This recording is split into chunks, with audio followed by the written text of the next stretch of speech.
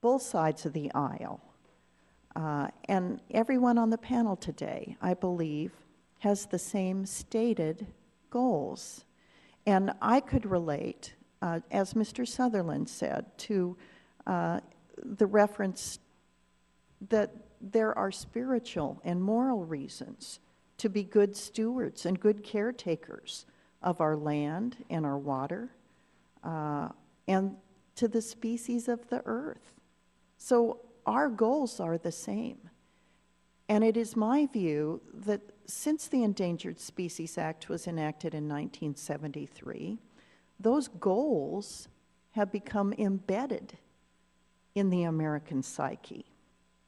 But the problem is we're still administering it and enforcing this law by a 20th century litigation model.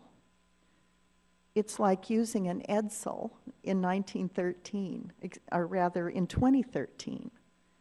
We really have moved beyond the edsel in terms of our understanding of the technology of the automobile.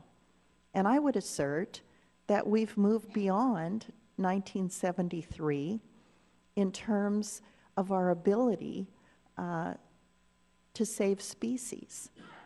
We understand the scale of the habitat that is required. We understand the science that is useful to recovering species, what activities and what specific people on the ground are best able to recover those species.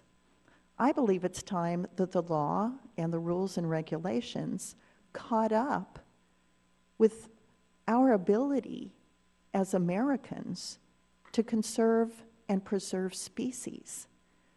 So I'm hopeful that as we move forward with this effort to have a 21st century conservation model that recognizes that these values and goals are embedded in the American people, will actually allow us to implement boots on the ground conservation and not just flowery language in courtrooms about the importance of the Endangered Species Act.